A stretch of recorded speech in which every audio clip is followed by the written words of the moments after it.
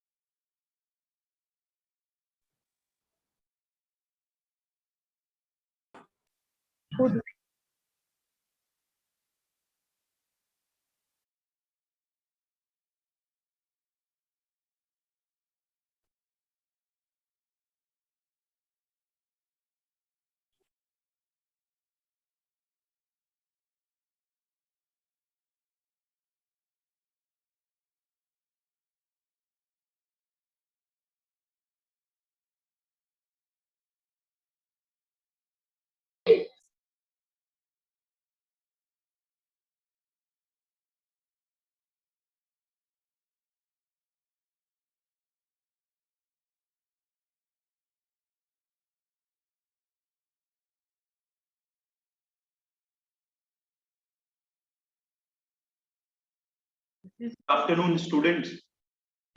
How are you all?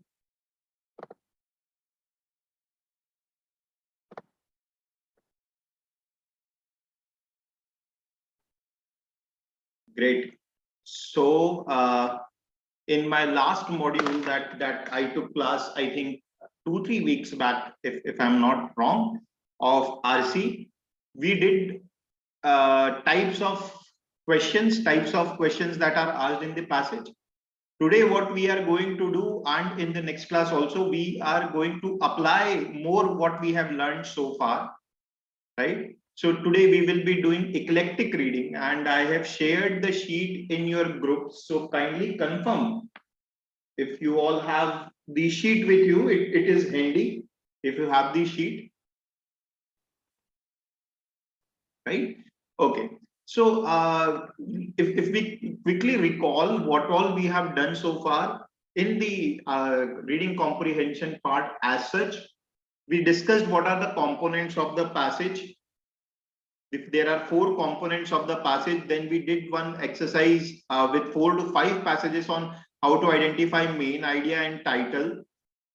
Just to help you revisit all the things, main idea is what is the content of the passage plus what is the author's judgment about that content, what is he saying about that content. That is the main idea. Whenever you read, your focus should be to identify what is the main idea rather than getting into the nitty-gritties of each and everything that's mentioned. Will be good if you can identify the main idea. That's what we did in um, our first class of last module.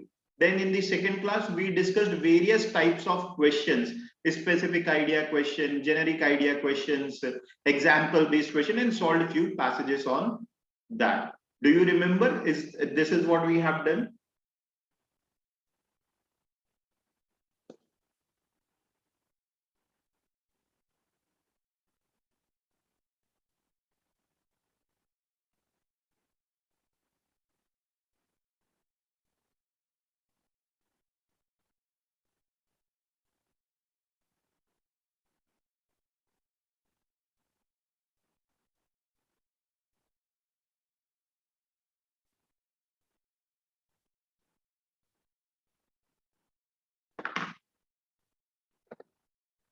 Right.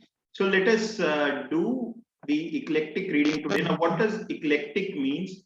Eclectic का मतलब होता है diverse. Eclectic means different sources, from different sources. Diverse reading. Guys, please, all of you be on mute.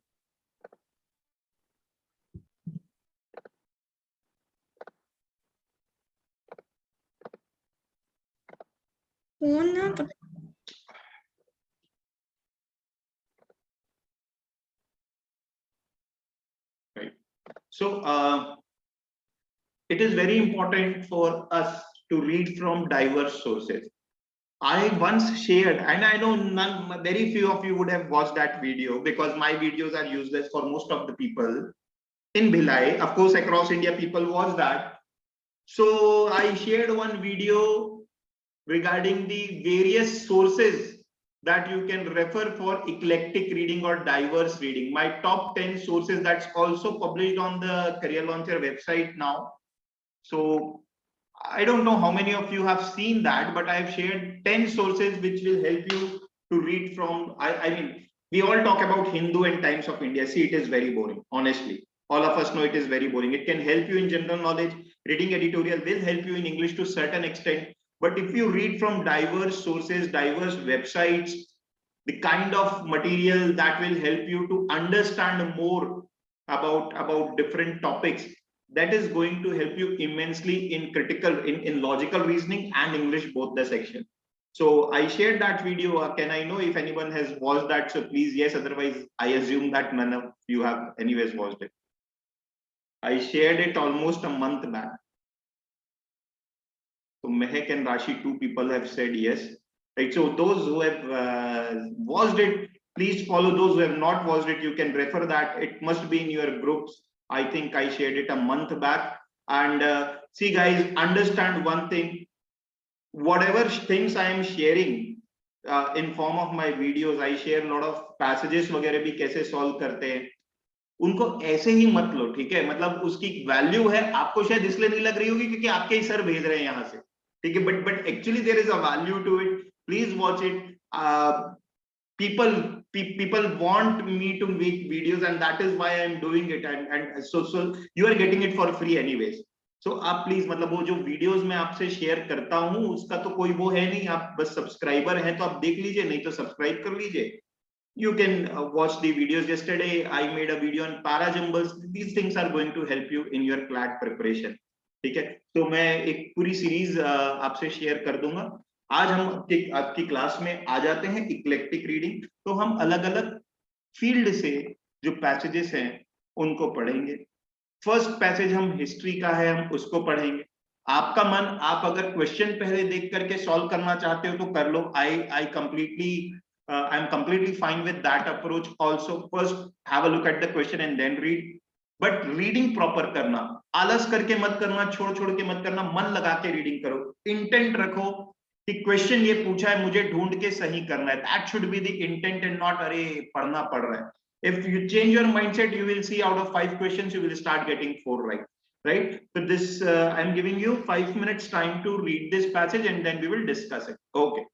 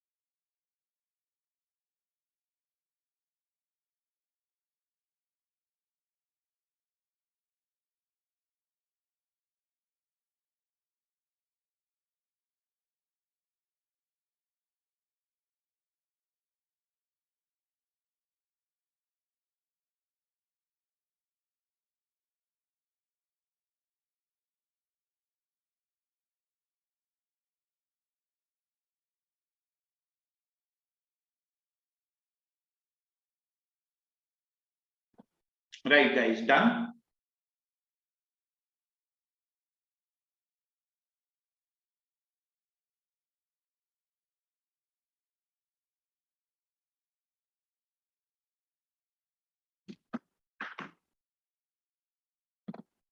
Yeah. Chalo, let us discuss then.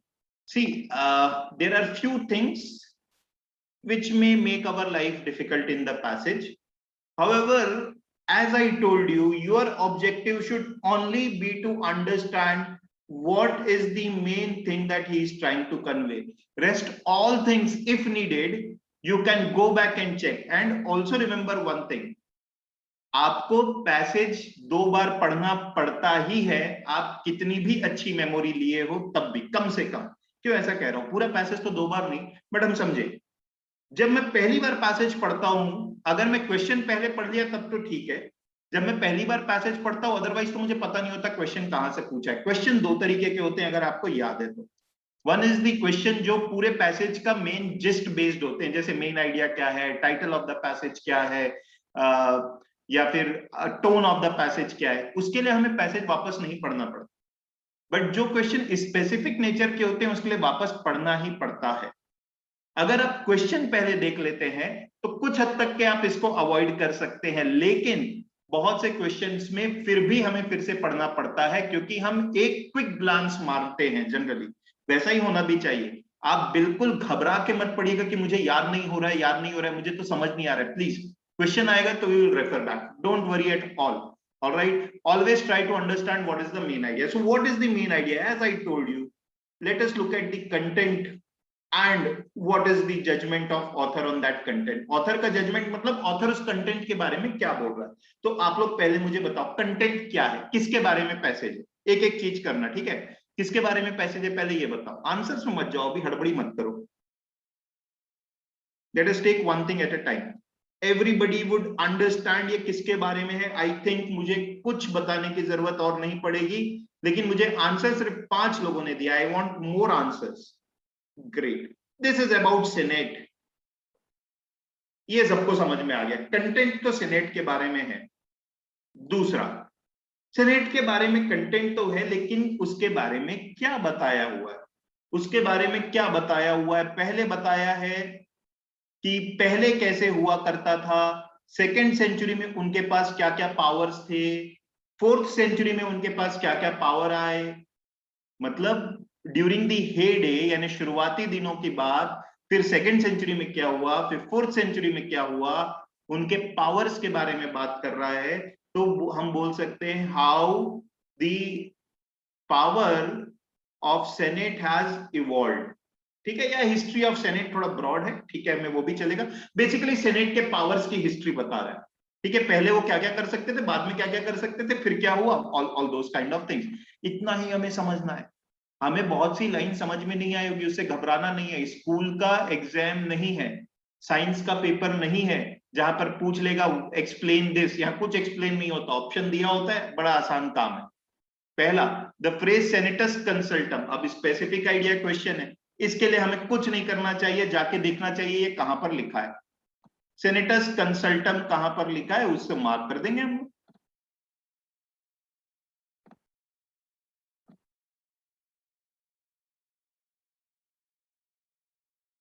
This is where it is written. When an office holder consulted the Senate, senators registered their opinion in the form of advisory decree or senatus consultum. दे ही दिया है वो answer, उसको क्या बोलते थे, advisory decree. So most of you are right, in fact all of you are right, ठीक है? अब next, according to the information in the passage, each of the following is an accurate statement about the Senate except, अच्छा ऐसे questions में passage को refer करना पड़ सकता है, क्योंकि स्पेसिफिक पूछ रहा है इंफॉर्मेशन के बारे में। बट फिर भी आप लोगों में से काफी लोग सही आंसर दे रहे थे। The senate fix the funds of the governor, हाँ करता है, दिया हुआ है ऐसा पैसेज में। The senate exercise considerable influence over public affairs, दिया है। आंसर इज डी, उल्टा दिया हुआ है, बोल रहा है सेनेट कभी भी पॉलिसीज इंप्लीमेंट नहीं करते थे। Answer is option number D, they never implemented the policies, ठीक। अब third, the passage primarily intends, ये तो हम पहले ही निकाल चुके हैं। उसका प्राइमरी इंटेंशन क्या है, ये तो हम पहले ही निकाल चुके हैं। Main idea of the passage is the primary intention. तो बताओ।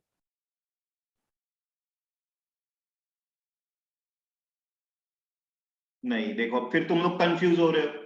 तुम लोग अपने आंसर मेरी बात को सुने ही नहीं, जो अभी भी कुछ भी बोल रहे हो। मेन आइडिया आपने क्या निकाला था, ऊर्जा बताओ। सेनेट एंड उसके पावर्स कैसे इवॉल्व होते गए हैं, ठीक है, राइट। और उनके पावर्स को एक्सप्लेन कर रहा है कि क्या क्या पावर्स थे क्या नहीं थे, राइट। तो answer is option number B. हम आप देखो, explain the working of senate, उसकी वर्किंग नहीं बताया, उसके पावर्स बताया, वर्किंग नहीं बताया, काम कैसे करते हैं वो नहीं बताया, कैसे इलेक्ट हो रहे हैं या फिर उनके काम करने का तरीका क्या था, किसको रिपोर्ट करें, वो सब चीजों की बात नहीं की, उसके पावर्स की बात की है बेटा, ठीक है। तो answer is option number B, right.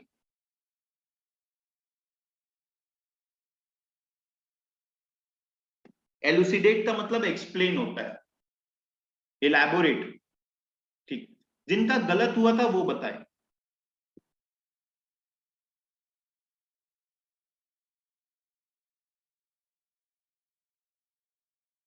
ठीक है, फोर्थ, अब जो टाइटल है वो मेरा मेन जो मेन मैसेज है उसको कन्वे करेगा, ठीक है।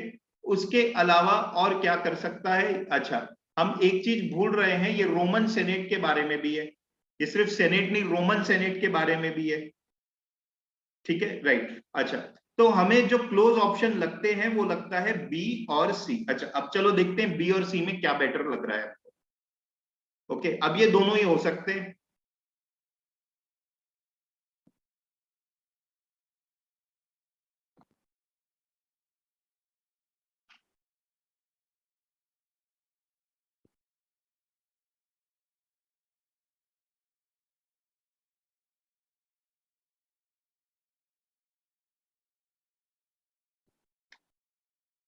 ठीक है, तो वो उसके पावर्स के बारे में तो बता रहा है कि क्या क्या पावर थे, फिर कह रहा है कि जो मेन चीज उसके बारे में बता रहा है वो ये कि काफी सारा जो सेनेट की प्लेस थी इन रोम, वो रेस्ट करती थी उनकी ग्रेट प्रेस्टीज में, काफी प्रेस्टिजियस और अथॉरिटी वाला ये जॉब था, ठीक है, राइट। तो इसका जो बेस्ट आंसर है वो ऑप्शन नंबर सी है, क्योंकि ये स्पेसिफिक है। टाइटल अगर मैं स्पेसिफिक दे पाऊं तो ज्यादा बेटर है। एक्विजेंस मींस एग्रीमेंट, एक्विजेंस सृष्टि, एक्विजेंस का मतलब होता है एग्रीमेंट, ठीक है, अग्री करना किसी से, राइट। तो answer is option number C. Although B is also seems to right, but better C है, क्योंकि अगर हमें एक टाइटल जो स्पेसिफिक लग रहा है ज्यादा, तो वो अगर मिल जाए तो हम उसको मार्क करेंगे। द सेनेट बोलने पे फिर सब चीज आ जाती कि उनका वर्किंग कैसे होता है, टेन्योर क्या होता है, पावर क्या क्या है। जैसे द प्रेसिडेंट, अगर आप द प्रेसिडेंट के बारे में कुछ लिख रहे हो तो यू राइट एवरीथिंग, ठीक है। तो here more than the president, उसकी उनकी वर्किंग के बारे में, उनके सॉरी पावर के बारे में, नॉट वर्किंग, उनके पावर के बारे में। तो it is what all influence they have, उसके बारे में, ठीक है। सो answer is option number C. अच्छा, आप लोगों को कोई वर्ड अगर डिफिकल्ट लगा हो तो बिल्कुल मेरे से पूछ लीजिए, मैं फटाफट उसकी मीनिंग बता दूं, else we will go to next passage। Clear in this passage, any doubt?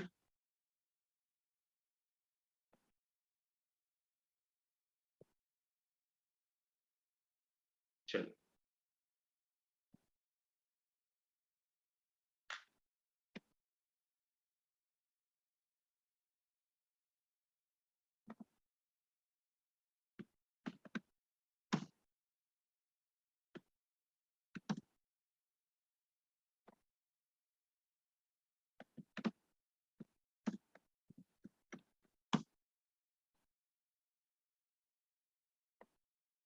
ठीक है, चलो, जिनके डाउट्स थे मैं उनको मैसेज कर दिया हूं। बाकी लोग आगे पढ़ेंगे। 5 minutes to this passage।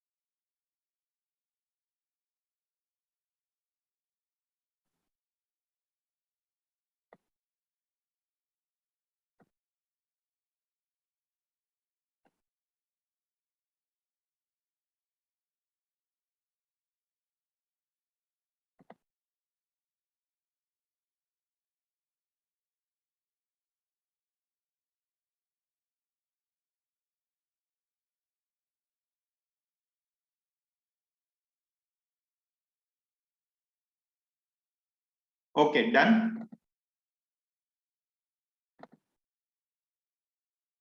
Right, now few things guys, है ना, आप लोग ना पढ़ते समय जैसे वर्ड्स पे जाकर के रुकते हो, वो रुको मत। That is not at all required, right? That is not at all required if you are worried about a word, because if you have understood the idea, vocab doesn't matter. However, yes, I will tell you the meaning. That's not the thing I'm saying कि meaning नहीं बताऊंगा, but पढ़ते समय flow में break नहीं होना चाहिए। अरे ये क्या word आ गया, पढ़ते चले जाओ यार। आप ये समझो ना, चलो आप लोग मेरे को context में meaning बताओ। The cosmos is his nature, पूरा यूनिवर्स ही, sorry, the cosmos is his theatre, पूरा कॉस्मोस उनका थिएटर है। There are many different steps in his repertoire, उनके डैश में काफी सारे डिफरेंट स्टेप्स है। तो ये डैश क्या होता होगा यार, कुछ सोचो थोड़ा कॉन्टेक्स्ट में, इतना डिफिकल्ट नहीं है। रेपेटुआ मतलब होता है आर्मरी, मतलब जो सोल्जर्स के रिस्पेक्ट में आप बोल सकते हो, या बोलना चाहिए स्किल सेट पूरा, ठीक है, स्किल सेट बोल सकते हो, आर्मरी बोल सकते हो। उनके पास बहुत सारे डिफरेंट स्टेप्स है, वो बताने की कोशिश वहां पर कर रहा है, ठीक है, राइट। तो फर्स्ट पैराग्राफ में क्या किया इसने, सिंपल इंट्रोडक्शन किया है।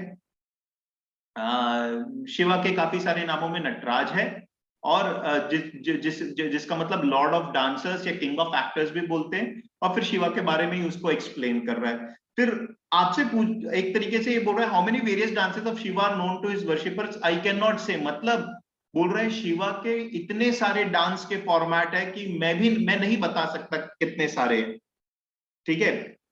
और बोल रहे हैं लेकिन ये तय है कि इन सारे डांस के पीछे जो रूट आइडिया है वो वन एंड सेम है, और वो रूट आइडिया क्या है, the manifestation of primal rhythmic energy. Dance के फॉर्म बहुत सारे, बट पीछे सबके एक ही आइडिया है। मैनिफेस्टेशन मतलब क्या होता है, शो करना, डेमोन्स्ट्रेट करना। जो रिदमिक एनर्जी है उसको डेमोन्स्ट्रेट करना ही एक पूरा आइडिया है शिवा के इतने डांस फॉर्म में। Shiva is the Eros Protogonos. अब आपको प्रोटोगोनस का मतलब नहीं पता, क्या टेंशन है, ये नाउन है, इसके बदले आप सचिन तेंदुलकर लिख दो, विराट कोहली लिख दो, क्या फर्क पड़ता है यार, this is noun. Don't we understand that in a statement when a letter comes with alpha, with the when a word comes with the first letter in capital, that is a noun, that is a noun. क्या हमें इतना नहीं समझता है?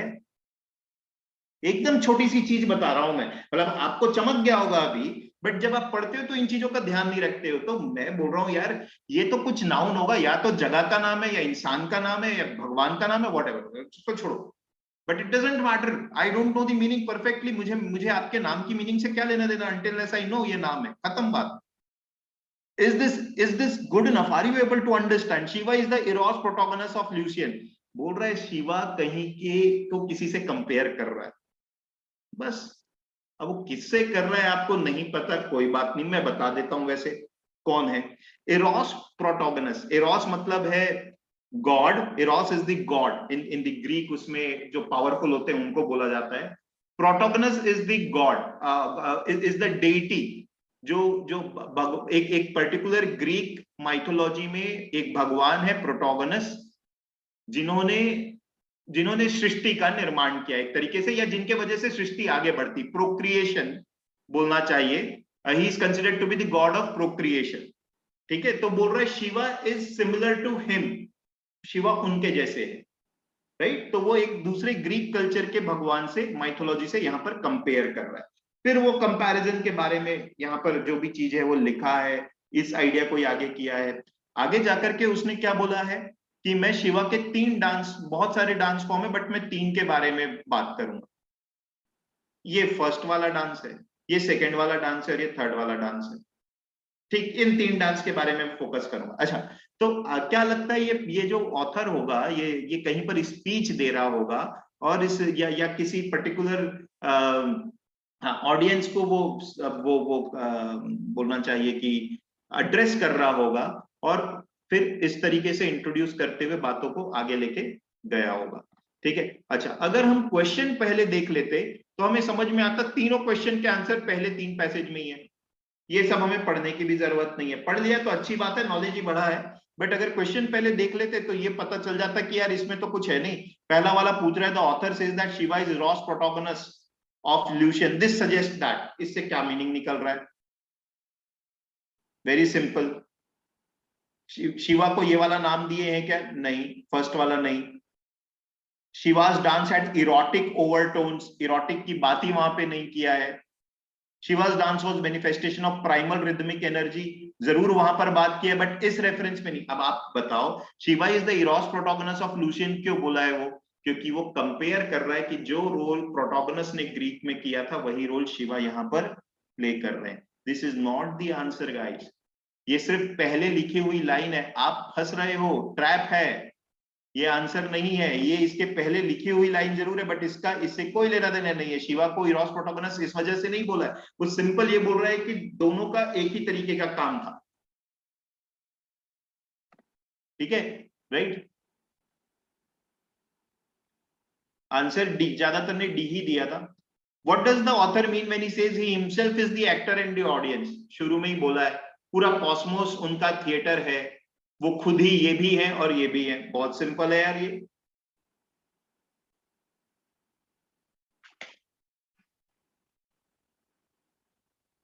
बस तीन चार लोग ये आंसर दिए हैं, बाकी लोग दें प्लीज।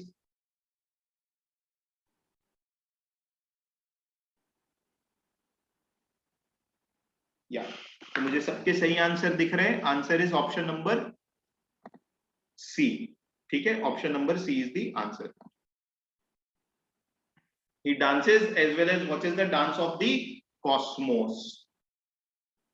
ठीक है, सेवेंथ, वर्ड प्राइमल, सोचो वो कहां यूज किया था?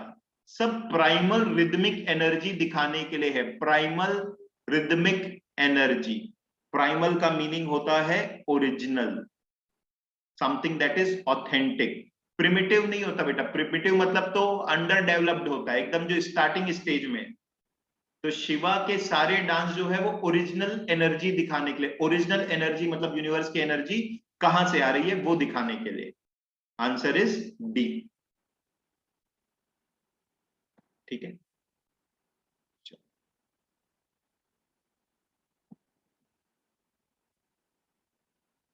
लिटरेचर आराम से पढ़ना, थोड़ा सा ट्रिकी है, बट शुरू का थोड़ा समझ में आ जाएगा तो उसके बाद सब चीज समझ में आ जाएगी।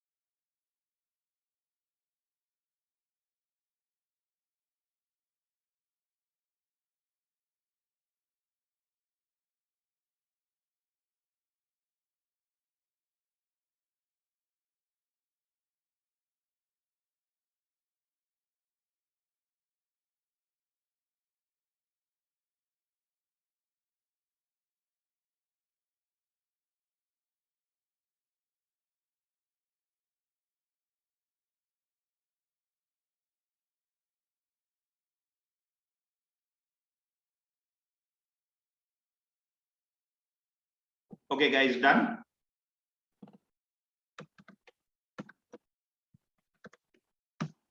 मजा आया पढ़ने में?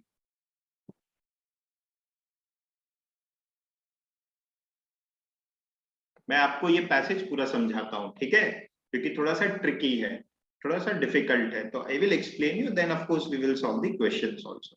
तो यहाँ पर ध्यान देना, बड़ा अच्छा लिखा है, it is worse than useless to deplore the irremediable. अच्छा, पहली लाइन ही बड़ी गहरी लाइन बोल दी है, अब इसको समझने में टाइम लगेगा। ये लाइन जो होती है इस तरीके की, ये पूरे पैसेज का कॉन्टेक्स्ट सेट कर देती है, जो हमने कंपोनेंट्स ऑफ द पैसेज में पढ़ा है कि एक फोर शेडोइंग होती है कि आने वाली क्या चीज है वो बताना, ये वही बता रहा है। It is worse than useless, useless से भी खराब, आप सिंपल वर्ड्स में इसको बोल सकते हो इट इज यूजलेस, बट ये बोल रहा है यूजलेस से भी खराब, तो हम अपने समझने के लिए लिख रहे हैं it is useless to deplore the irremediable. अच्छा, अब ये डिप्लोर का मीनिंग नहीं पता, द इररेमेडिएबल, इररेमेडिएबल थोड़ा सा दिमाग लगाओ, ये समझ में आ जाएगा। इररेमेडिएबल मतलब रेमेडी का ऑपोजिट, रेमेडी मतलब होता है सॉल्यूशन, इररेमेडिएबल मतलब क्या है, जिसका कोई सॉल्यूशन नहीं। बोल रहे it is useless to dash the something जिसका कोई सॉल्यूशन नहीं है, तो जिस चीज का कोई सॉल्यूशन नहीं है उसके लिए क्या बोल रहा होगा, it is worse than useless to deplore. Deplore मतलब होता है क्रिटिसाइज करना, ठीक है, डिप्लोर करना मतलब होता है किसी चीज को डिमीन करना, तो बोल रहा है जिस चीज का कोई सॉल्यूशन नहीं है उसके बारे में ज्यादा बोलने से कोई मतलब नहीं है, ये पहली लाइन बोल रहा है। फिर उसके आगे सेमी कॉलन लगा करके बोल रहा है, यानी कॉज एंड इफेक्ट रिलेशनशिप होगा। Yet no man probably has failed to mourn the fate of mighty poets whose dawning gave the promise of glorious days, but who passed from earth while yet the light that shone in them was crescent। फिर से भारी English में लिख दिया, बोलना simple सी बात चाह रहा है ये कि जिस चीज का सॉल्यूशन नहीं है उसके बारे में दुख मनाना यूजलेस है, लेकिन फिर भी ऐसा कोई इंसान नहीं होगा जो माइटी पोएट्स की डेथ को मोर्न नहीं किया होगा। मोर्न का मतलब क्या होता है, मोर्न मतलब सैड, मतलब ग्रीव करना, दुख मनाना। बोल रहा है ऐसा कोई इंसान नहीं होगा जो माइटी पोएट्स की डेथ को ग्रीव नहीं किया होगा। ऐसे माइटी पोएट्स जो अपने ग्लोरियस डेज आने से पहले ही मर गए। डॉन, डॉन क्या होता है, सुबह हुई नहीं है पूरी तरीके से, तो बोल रहा है हुज डॉनिंग, यानी वो उग रहे थे, जैसे जैसे सन इज राइजिंग उस तरीके से, whose dawning gave the promise of glorious days, यानी उनके ग्लोरियस डेज आए नहीं थे, प्रॉमिसिंग लग रहे थे। जो मर गए उनकी डेथ को बहुत हम सब ने क्रिटिस डेथ को मतलब मॉर्न किया। बोल रहा है they passed away while yet the light that shone in them was crescent। अभी फुल मून नहीं आया था, उनपे लाइट जो है वो क्रिसेंट के फॉर्म में थी। कुल मिला करके इतनी अच्छी इंग्लिश में उसने ये बात बोलने की कोशिश की है कि जो माइटी पोएट्स अर्ली डाई हो गए, जिनमें प्रॉमिस बहुत दिख रही थी, हम सब ने उनका दुख मनाया, बट ऐसी चीजों का दुख मनाना यूजलेस है जिसका कोई सॉल्यूशन ही नहीं है। तो ऑथर ये बोलने की कोशिश कर रहा है कि हमने क्यों दुख मनाया अब तक के। आगे बढ़ते हैं। That the world should know Marlowe and Giorgione and Raphael and Mozart. अब ये हमें यहाँ पे तो शुरू में तो लैंग्वेज की दिक्कत थी, यहाँ पर आकर के हम गिव अप कर देते हैं। अगर ये क्लास नहीं होती तो ऑलमोस्ट 35 स्टूडेंट्स में से 34 कोई एक आधी होता जो इसको आगे पढ़ता, ये वो यहीं पे छोड़ देता। क्या बकवास लिखा है, वेरी बकवास। That the world should know Marlowe, Giorgione, Raphael and Mozart, इसको आप अपने हिंदुस्तानी नामों से रिप्लेस कर दो, काम आसान हो जाएगा। ऐसे लोग जो अपने ग्लोरियस डेज से पहले जिनकी मौत हो गई, ऐसे आर्टिस्ट। तो चलो सुशांत सिंह राजपूत को डाल देता हूँ, ठीक है, although he is not a poet, he was not a poet, but फिर भी just to build the connect. So that the world should know Marlowe, Georgian, Raphael and Mozart only by the product of their early manhood is indeed a cause of lamentation when we remember what the long lives of Bach and Titian and Michelangelo and Goethe। बोल रहा है कि हम बड़े दुख की बात है अगर इन लोगों को हम सिर्फ उनके अर्ली काम से पहचाने, जबकि हम दूसरी तरफ ये जानते हैं कि जो लंबा समय जिए, long lives of back and Titian. अब आप कोई और एक्टर को डाल दो जो लंबे समय तक के जी रहा है, फॉर एग्जांपल, मुझे ये नहीं बोलना चाहिए किसी के बारे में भी, आप डाल दीजिए, ठीक है। Held in reserve for their maturity in age, यानी ऐसे लोग जो लंबे समय तक जी रहे हैं वो अपने बाद के समय में कितना अच्छा परफॉर्मेंस किए, ये अभी यहां तक के ये बात बोला। It is of no use to persuade ourselves as some have done that we possess the best of work best work of man untimely slain, बोल रहा है इस चीज का कोई यूज नहीं है, it is of no use to persuade ourselves, हम अपने आप को मनाने की कोशिश ना करें कि जो लोग जल्दी चले गए हैं वो अपना अच्छा बेस्ट काम करके गए हैं। स्लेन का मतलब होता है डेथ, ठीक है। अब इसको फिर से पढ़ के समझो, it is of no use to persuade ourselves, हमें अपने आप को मनाने की जरूरत नहीं है, जैसा कि हम करते आए हैं कि हमारे पास ऐसे लोग जो अनटाइमली डेथ जिनकी हुई है उनका बेस्ट वर्क है। अब उसी उसी को ये फिर एक्सप्लेन कर रहा है। अब आपको थोड़ा सा सेंस समझ में आ रहा होगा कि ये क्या बातें कर रहा है, इतनी इतनी इतनी गहरी बात को उसने लिखी है, ठीक है। और फिर वो उसी बात को आगे बताते जा रहा है। फिर बोल रहा है मैं खासकर 3 पोएट्स की बात करूंगा जो जल्दी चले गए। बायरन की डेथ 36 में, इसकी बात करूंगा, कीट्स की 25 में, और शेली की 30th ईयर में। इन तीनों के बारे में फिर इसने यहां पर डिस्क्राइब किया है। अच्छा, तो ये टोटल अगर ओवरऑल थीम अब आप समझो तो पैसेज की क्या है कि जो लोग यंग एज में जिन पोएट्स की डेथ हो गई, वो पोएट्स के ही रिस्पेक्ट में लिखा है, मैंने जबरदस्ती आपको समझाने के लिए बाकी आर्टिस्ट डाले थे, वो पोएट्स के रिस्पेक्ट में लिखा है। बोल रहा है कि जो पोएट्स जल्दी डेथ जिनकी हो गई है, हम अगर ये मान ले कि उनका बेस्ट वर्क हम देख लिए हैं तो ये गलत होगा, क्योंकि आने वाले समय में क्या होता पता नहीं, वो और अच्छा काम देते। और मैं 3 पोएट्स की बात करूंगा जो अर्ली डेथ जिनकी हो गई थी, वो 3 पोएट्स ये हैं। और ऑथर को इन तीनों में फेवरेट कौन लगता है, क्या उसने बोला है जल्दी? अब आप इतना तो बता सकते हो, इन तीनों में उसको सबसे ज्यादा दुख किसका है, या किसी का नहीं, सबका बराबर है? वेरी गुड मेघा, और भी लोग बताएं, दिया है आगे शैली, ठीक है। पर्सी शैली का उसको सबसे ज्यादा दुख है, बोला कि यार ये दिया है ना, Shelley is early that is more to be regretted, unlike Keats and Byron he died by a mere accident, his faculties were far more complex and his aim were more ambitious than theirs, इसको सबसे ज्यादा regret इसकी death का, ठीक है, right. तो जो लोग पैसे 4 लाइन के बाद पढ़ना छोड़ दिए थे, बेटा थोड़ा सा हिम्मत करके आगे बढ़ना सीखो। आपको डिफिकल्ट पैसेज भी आएंगे, इजी भी आएंगे। जब इजी आता है तब तो आप नहीं बोलते कि सर इजी करा रहे हो ना, तो थोड़ा सा डिफिकल्ट वाला भी आएगा तो हिम्मत करके आगे बढ़ना है, ठीक है। चलो क्वेश्चंस में देखते हैं। What which of the following best describe the central theme of the passage? अब आपको मैंने तो पैसेज समझा दिया, आप ये वाला तो सही करोगे। ना ना अनुष्का, ये कभी नहीं मार्क करना। बी, मेघा बी नहीं, देखो क्या बोल रहा है, बी क्या बोल रहा है आप समझो। Great poets often meet an untimely death and people left mourning the fate of great poet. That, आप सोचो पैसेज का कंटेंट क्या है। कंटेंट ये कि बहुत सारे पोएट्स अर्ली डेथ में चले जाते हैं, इसमें दुख मनाने की वजह है या नहीं है उसके बारे में। फिर बोल रहा है मैं 3 पोएट्स के बारे में बात करूंगा, तो वो तो गया। आप क्या लिख रहे हो पता है, कि ज्यादातर महान पोएट जल्दी मर जाते हैं। ये पैसेज की थीम है क्या? ये पैसेज की थीम है। Those are marking B please tell me, got it? कितना जनरल आप मार्क कर रहे हो यहाँ पर, जबकि पैसेज में जनरल बात नहीं की है, वो बोला है कि काफी सारे गए, मैं 3 के बारे में बात करूंगा। ऑल राइट, तो ये भी नहीं होगा, ये भी जनरल है। अब बचा हमारा ए और डी, चलो इसको देखते हैं। The lives of 3 great poets were similar in that they were all cut short, giving the world only a glimpse of their greatness. ठीक है, ये भी देखते हैं। 3 great poets died in prime of youth, but Shelley's death was more regrettable as he died before his talent blossomed fully. Author का judgement क्या है बच्चों? कंटेंट तो ये था, ऑथर अपना जजमेंट किस चीज को लेकर के दिया है, that is your answer. Now tell me A और डी। अपना वो व्यू दे दिया था,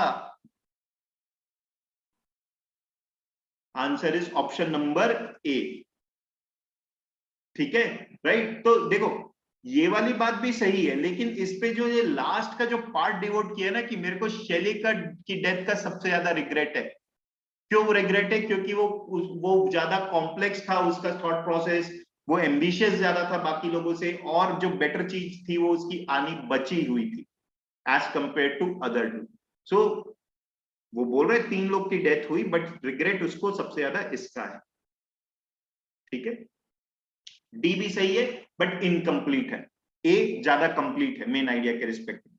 9, What is the flattering unction that the author refers to in the first paragraph? Flattering का मतलब क्या होता है? ब्रेक करके देखते हैं। फ्लैटरिंग का मतलब क्या होता है? किसी को फ्लैटर करना मतलब क्या होता है?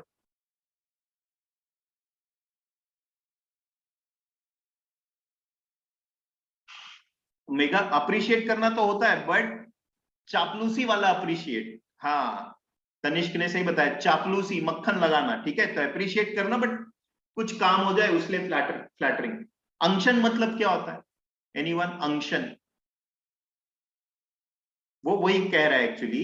अंक्शन का मतलब होता है ऑयल, ठीक है। मतलब अंक्शन मतलब मलहम जैसी कोई चीज भी होती है, ठीक है, राइट। तो फ्लैटरिंग अंक्शन मतलब किसी को मक्खन लगाना जैसी बात कर रहा है, ठीक है। तो चलो देखते हैं ये कहां पर फर्स्ट पैराग्राफ में क्या बात किया था, उसको हम देखें कहां पर है फ्लैटरिंग अंक्शन। ये यहां पर है। हमने काफी सारा पार्ट तो पढ़ा था, हमने इसको छोड़ दिया था, ठीक है, क्योंकि मीनिंग समझ में आ गई थी। Had Milton been known only by the poems of his youth, we might with equal plausibility have laid that flattering unction to our heart. That बोला यानी पूरा पढ़ना पड़ेगा। Had Sophocles been cut off in his prime before the composition of Oedipus, had Handel never merged the fame of his forgotten operas in the mortal, had Milton been flattering unction। क्या flattering unction है? ये जो इस line में दिया है ये flattering unction है। उसके बाकी सारे उसके एग्जाम्पल है, ठीक है, बाकी सारे जो है वो उसके एग्जाम्पल है। तो एक बार इस चीज को ठीक से पढ़ लो और हम फिर उसको मार्क करेंगे।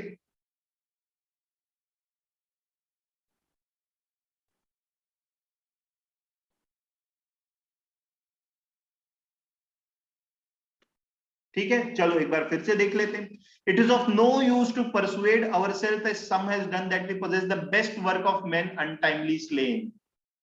हमारे पास इनका बेस्ट वर्क है ऐसा कहने की कोई जरूरत नहीं। फिर एग्जाम्पल देता है कि अगर मिल्टन की मौत पहले हो जाती तो हम उसे सिर्फ उसके यूथ की पोएम के हिसाब से जानते, ठीक है, राइट। 3 लोगों का दिया है, तो उस तरीके की बात यहाँ पर बोल रही है। तो हम देखें 9 का क्या लग रहा है। एग्जाम्पल्स का मार्क मत कर देना ना।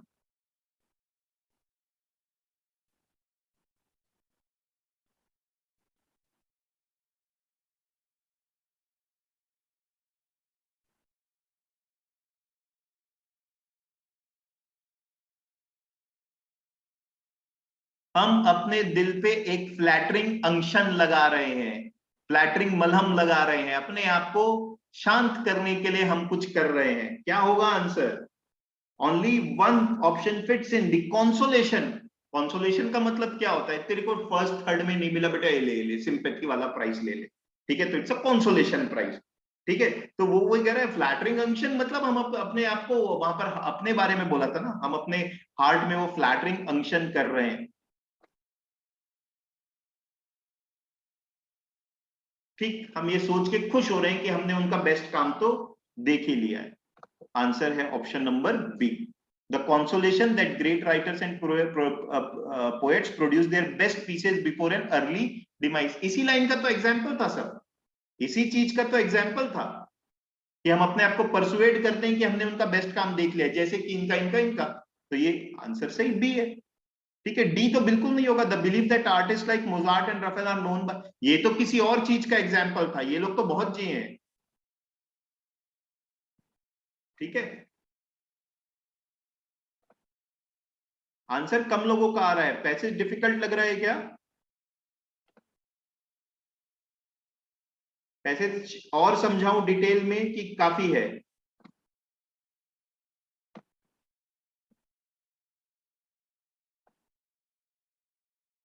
यार यस नो कुछ बोलोगे? ठीक है ना, इतना काफी है ना, ठीक है। The author mention arc angles in order to, अच्छा ये अब हमको जाना पड़ेगा, स्पेसिफिक आइडिया क्वेश्चन है तो उस जगह पे जाना पड़ेगा जहां पर आर्क एंगल्स की इसने बात किया था। आर्क एंगल्स है एक्चुअली, ठीक है। तो यहां पर देखो, yet he was extinguished when his genius was still ascendant। बहुत काफी डिफिकल्ट वर्ड्स इसमें दिए हुए हैं। बोल रहे Byron lived longer and produced more than his brother Yeats. Byron की लाइफ 36 थी तो वो ज्यादा जिया बाकी दोनों से। येट ही वाज एक्सटिंग्विश्ड फिर भी वो एक्सटिंग्विश तब हो गया जब उसका जीनियस असेंडेंट में था, असेंडेंट मतलब ऊपर चढ़ रहा था, राइज में था। When his swift and fair creation were issuing like worlds from an archangel's hand. अच्छा, बोल रहा है जब उसके हाथ से स्विफ्ट और फेयर क्रिएशंस निकल रहे थे जैसे कि दुनिया निकल रही हो आर्क एंजल के हैंड से।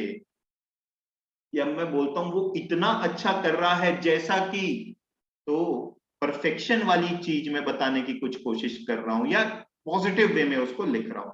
तो बताइए, ये बायरन के बारे में था तो कीट्स को तो हटा ही देते हैं। Show the importance of religion in the work of great poet, हम इसको भी हटा देते हैं। Highlight the perfection of Byron's work, show his admiration for Byron's work, दोनों सही है, वो एडमिरेशन तो दे ही रहा है, बट ज्यादा अप्रोप्रिएट क्या है, क्योंकि उसने कंपेयर किया है कि जैसे कि दुनिया निकल के आ रही हो। ठीक है, तो it is more of a perfection जैसी बात वहां पर किया है। Answer is C.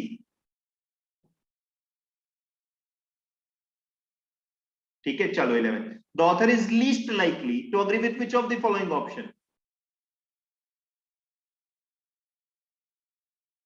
Very easy, चारों ऑप्शन पढ़ो दिख जाएगा। दो का सही आंसर आ गया है, याशिका एंड ऋषिता।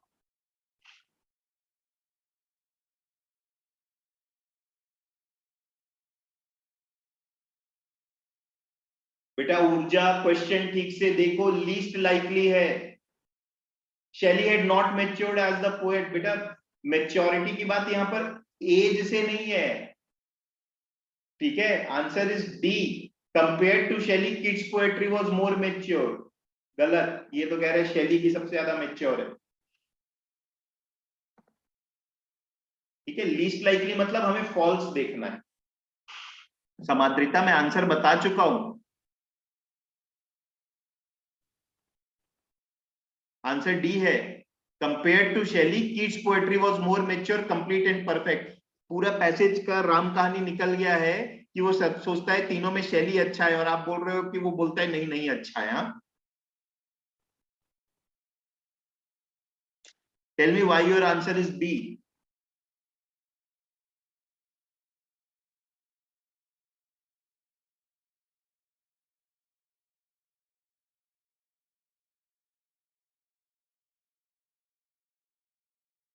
ठीक है, डन।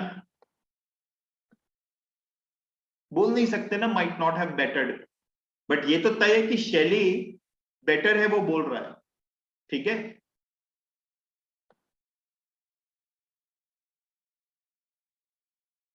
ओके। अच्छा, एक चीज मैं आपको थोड़ा डिस्कस मुझे करना ही था। आप लोगों ने न्यूज़पेपर में ऑफकोर्स देख लिया होगा कि ऑफलाइन क्लासेस की परमिशन है, तो कुछ चीजें मैं आपको बताना चाहूंगा।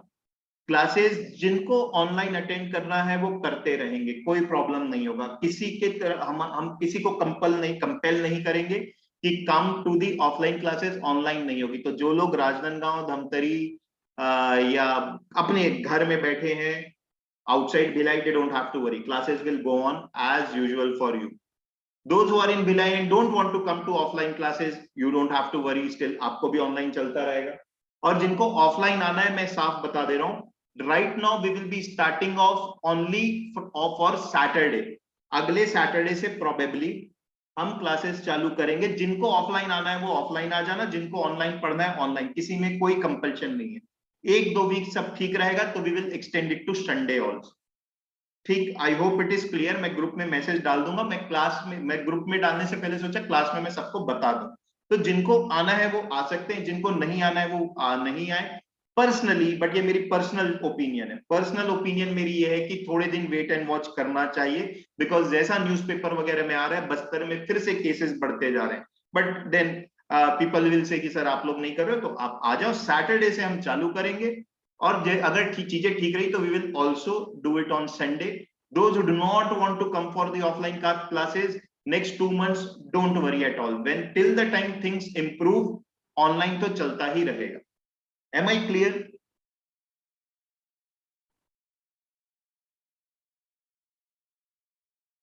भाई घर से बैठ के क्लास देखना है तो क्लास देख ले, ऑफलाइन जो आना है यहाँ से पढ़ लेना, मुझे कोई प्रॉब्लम नहीं है। सैटरडे बस को, ठीक है, वेडनेसडे की क्लास तो वैसे ही 6 साढ़े 6 बजे होती है, तो वो लेट हो जाएगा, तो that will be online only. अभी नेक्स्ट सैटरडे से करेंगे, ठीक है, राइट। ओके, चलो नेक्स्ट पैसेज मैनेजमेंट फील्ड से।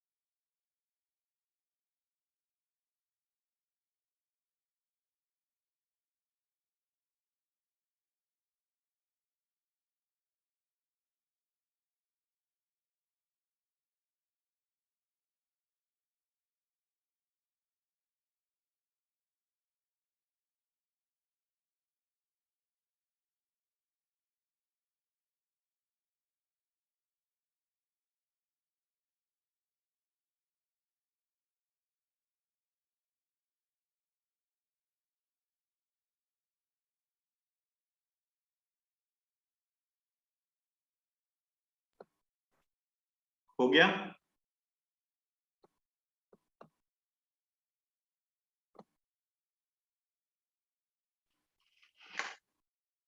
It take another minute.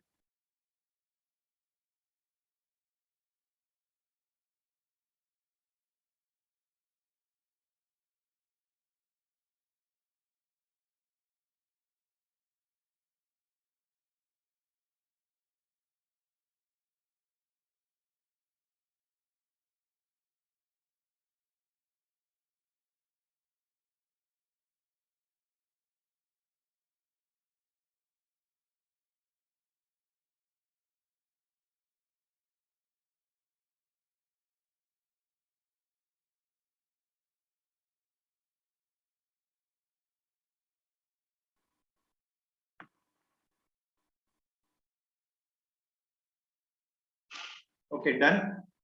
Kindly confirm.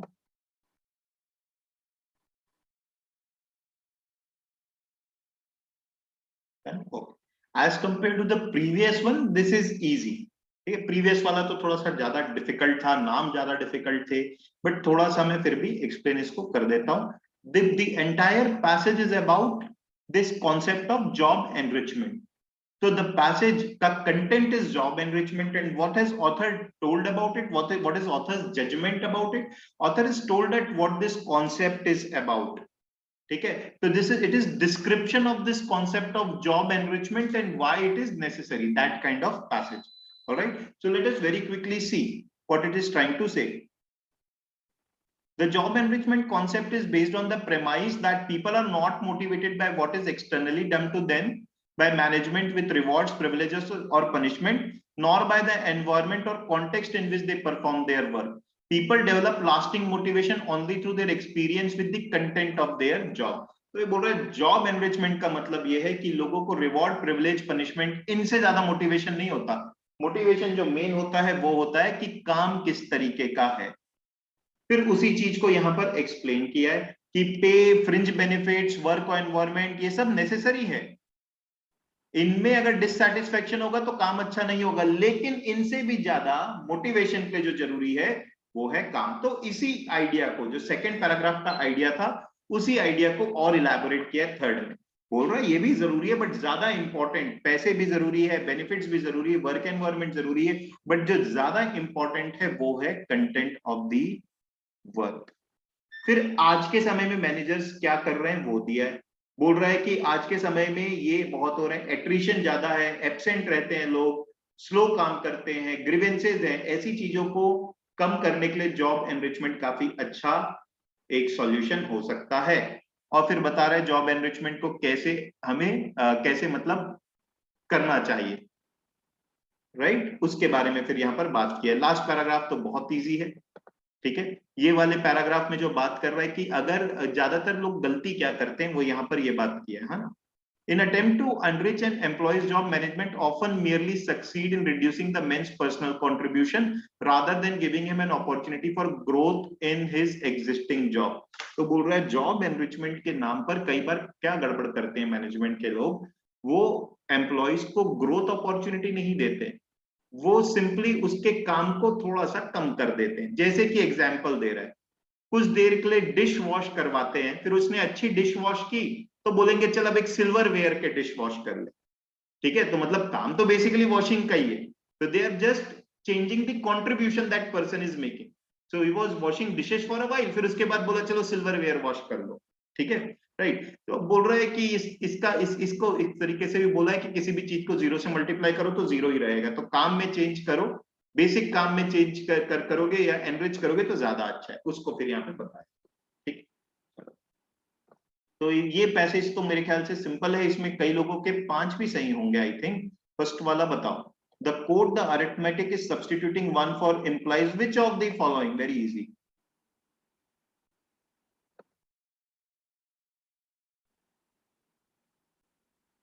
नहीं, आराम से करो. वहां किस रेफरेंस में दिया है देखो और फिर करो. पे के रेफरेंस में है क्या? नहीं है. पे के रेफरेंस में तो बिल्कुल भी नहीं है. ठीक है, provision for rewarding the person as per the skill. एक चीज मुझे बताओ, वहां पर वो क्या बोला था? वो बोला आप काम तो चेंज नहीं करते, उसको वो बर्तन मांज रहा था तो उसको आप बोल रहे हो कि डिश के बदले तो चांदी की चीज कर ले। तो ये एज पर स्किल वाली भी बात नहीं है, ये तो बहुत अच्छी चीज रहती। यहां पर क्या बोल रहा है, एक the arithmetic is substituting one zero for another, एक जीरो के बदले दूसरा जीरो दे रहे हो, तो स्किल के तो बेसिस में काम ही नहीं हो रहा है, रिवॉर्ड तो मिल ही नहीं रहा है उसको। अच्छा, answer is a, not be. बेटा रोटेशन जो वर्कर्स और मैनेजर्स के बीच थोड़ी ना हो रहा है, मैनेजर तो खुद अपनी जगह खड़ा है, वर्कर कोई चेंज करते जा रहा है ना, मैनेजर और वर्कर के बीच रोटेशन थोड़ी ना होगा। ये क्या बोल रहे हैं, ए ये आंसर है, rotating the assignments of a number of jobs that really should be enriched.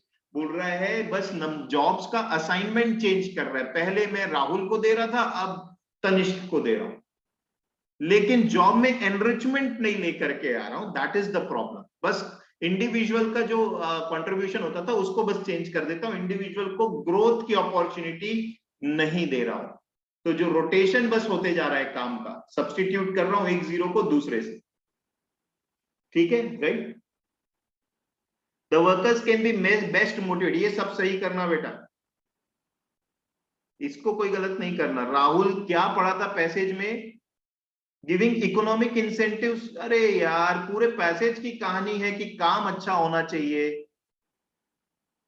ये कहां दिखा है गिविंग इकोनॉमिक इंसेंटिव, पैसेज पढ़े हो तुम?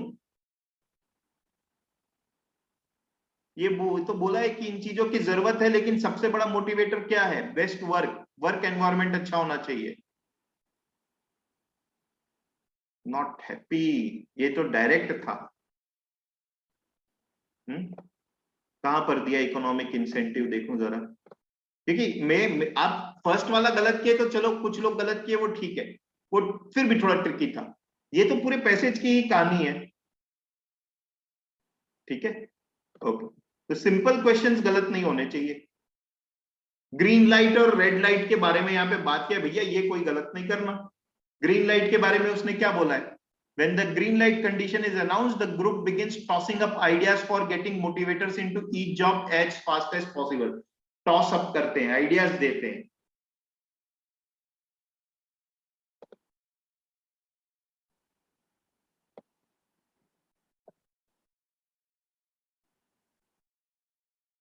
आंसर है इसका ए, very easy,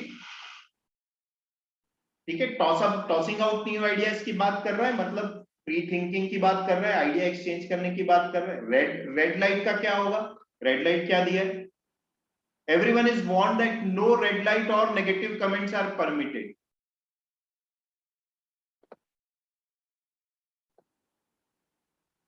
right, very good, answer इसका है डी, ठीक है। Last, tardiness as implied by the passage, tardiness का मीनिंग क्या होता है, केयरलेसनेस होगा कि स्लो टू एक्ट होगा, देखो जरा जाके, टार्डीनेस मतलब होता है स्लो,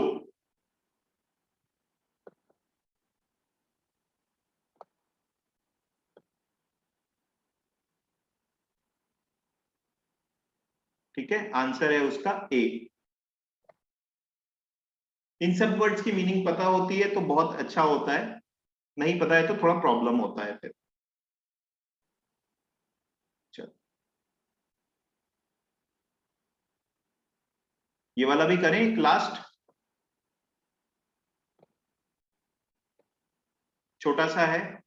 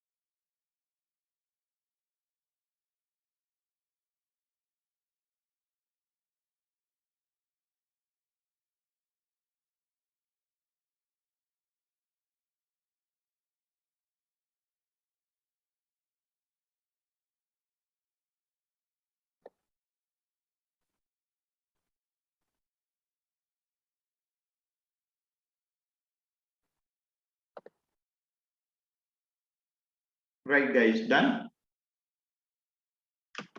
छोटा सा पैसेज है बट क्वेश्चन थोड़े घुमा के पूछा है। फर्स्ट वाला तो इजी है, suitable title is very simple. I think it is about why opposition is necessary and the balance of power. बेटा वंशिका कभी ऐसे आंसर मार्क नहीं करना, your enemy is your real friend, है ना। आर्यन, ये बेटा एक चीज देखो, मैं बार बार बता रहा हूं, आप लोग क्यों नहीं उस चीज को समझ रहे हो। टाइटल का मतलब स्कूल में अगर पढ़ाया है कि जो सबसे अच्छा दिख रहा है उसको मार्क कर दो, तो गलत पढ़ाया है, मुझे नहीं लगता वैसे होगा भी। कंटेंट क्या है और ऑथर का उसके बारे में जजमेंट क्या है। क्या ये पैसेज ये बताने के लिए लिखा गया है क्या कि तुम्हारा जो दुश्मन है वो ही तुम्हारा सच्चा दोस्त है? क्या ये बताने के लिए लिखा है? आपको पैसेज में ये बताने के लिए लिखा गया है कि एक डेमोक्रेसी में ऑपोजिशन की जरूरत क्यों है, ताकि पावर बैलेंस में रहे। तो title is this, importance of minority. Minority की बात की है कि माइनॉरिटी की बात उन्हें सुनना चाहिए, बट इंपॉर्टेंस उस वजह से पैसेज नहीं लिखा गया है ना।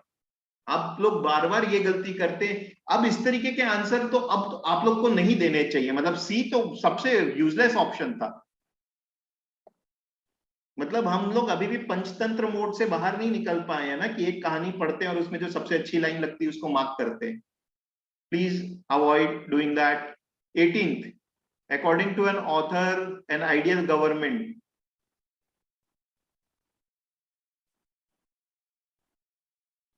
Answer yes is a. ठीक है, ए है, सबका सही आ रहा है। should never offend the minority and should rule by consent rather than coercion। चलो नेक्स्ट देखें। with which of the following below would author be least likely to agree? Close है, आराम से देख के मार्क करो, 1 मिनट बात कर देना वाले।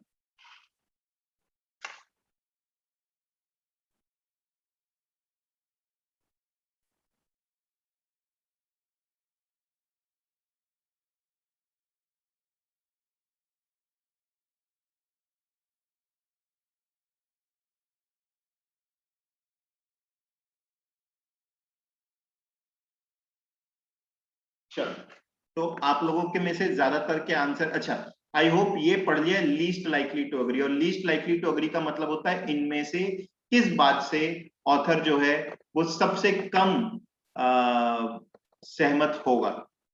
ठीक है, ये होता है लीस्ट लाइकली का मतलब, राइट। यार आप में से बहुत सारे लोग बिल्कुल भी जवाब नहीं दिए, सॉरी टू इंटरप्ट, बट मैं अभी देख रहा हूं इनका लोगों का एक भी आंसर नहीं आया क्लास में। तो are you present, please tell me, right. Akanksha's iPhone, who is this Akanksha's iPhone?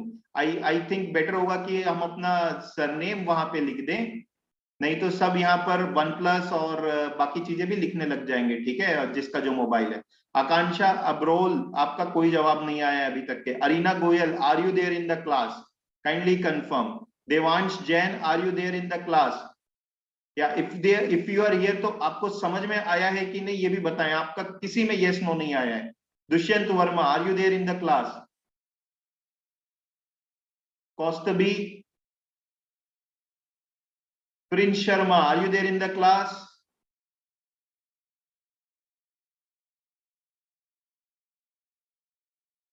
यशस्वी यादव, तेजल शर्मा, बेटा जवाब बहुत लिमिटेड लोगों का ही आ रहा है। आई होप जिनका मैंने नाम लिया है उनको समझ में आया है, वो सो नहीं गए हैं पैसेज है ये देख करके। अगर इस ये पसंद नहीं है तो आप कोई भी कॉम्पिटिटिव एग्जाम नहीं निकाल पाओगे। अगर पसंद नहीं है तो हमें आदत डालनी पड़ेगी, आप बिल्कुल इंप्रूव कर सकते हो। तो let us read it. I hope आप लोगों को कोई डाउट नहीं है क्लास में। ग्रेट, किसी को कोई डाउट हो तो क्लास के बाद पूछ लेना रुक करके। चलो अपन आगे बढ़ते हैं। लीस्ट लाइकली टू अग्री था, सबसे कम सहमत किससे होगा? A statement should remember that a minority eventually always becomes a majority। बोल रहा है माइनॉरिटी के लोग हमेशा मेजोरिटी में आ जाते हैं। बोला है क्या ऐसा? नहीं बोला है, दिस इज द आंसर। वो क्या बोला था? वो ये बोला था दे मे बिकम। अब इसी में ही फंसते हैं हम, ठीक से नहीं पढ़ते हैं।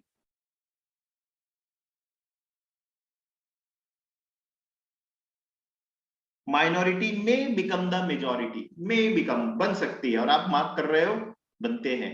फिर बहुत से लोगों ने डी मार्क किया था, डी तो दिया हुआ है, ये मैं दिखाता हूं। If he keeps yielding to pressure of his friend, अपने दोस्तों के दबाव में आएगा तो पक्का अपना करियर खराब करेगा, लिखा हुआ।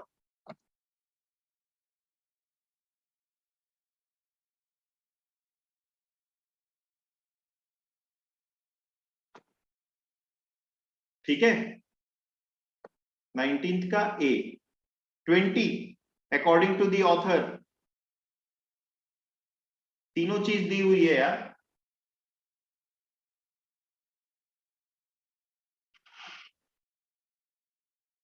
Answer is option D.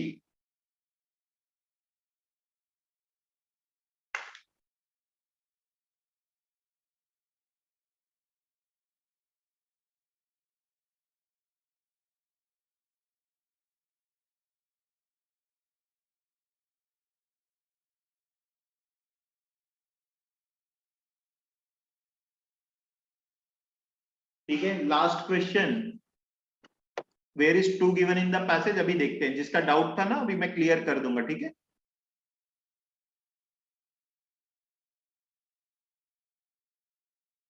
21, author से कौन अग्री नहीं करेगा? ऑथर क्या बोल रहा है कि बैलेंस ऑफ पावर होना चाहिए, ऑपोजिशन में कोई रहना चाहिए। ऑथर तो यही चीज बोल रहा है ना, तो उससे कौन अग्री नहीं करेगा हमें निकालना है। तनिष्क यही तो बोल रहा है ऑथर, हमें निकालना क्या है, हु वुड नॉट अग्री। तो ये कैसे आंसर होगा? आंसर है ए। ऑथर यही चीज तो कह रहे हैं कि बैलेंस, आपने तो टाइटल भी बैलेंस ऑफ पावर मार्क किया है ना, रेडिट रॉन्ग ना, मेरे को पता था। ये वाली मिस्टेक हटाना, नहीं तो एग्जाम में 3-4 क्वेश्चन गलत हो जाएंगे।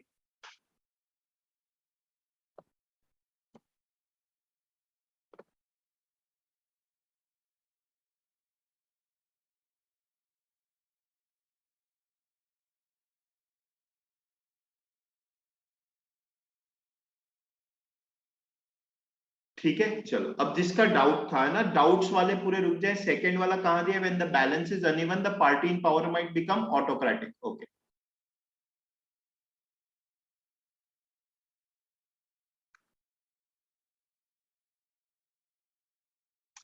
हमें यहां पर ये चीज आप देखो कि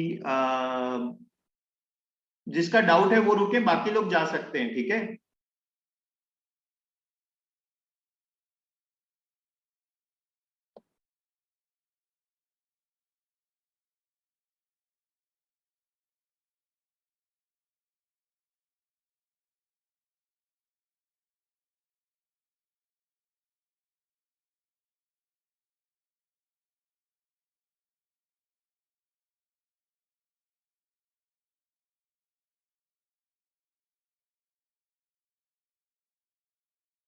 ठीक, अब जिसने डाउट पूछा था वो इस चीज को आप थोड़ा सा देखो।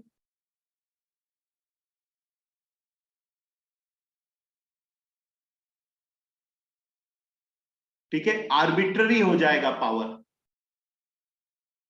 Where that balance no longer exist, democracy perishes.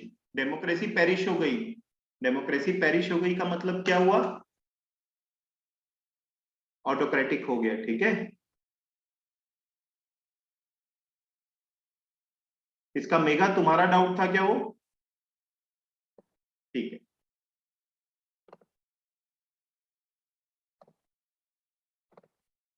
हिया लाल, आप क्लास में है बेटा?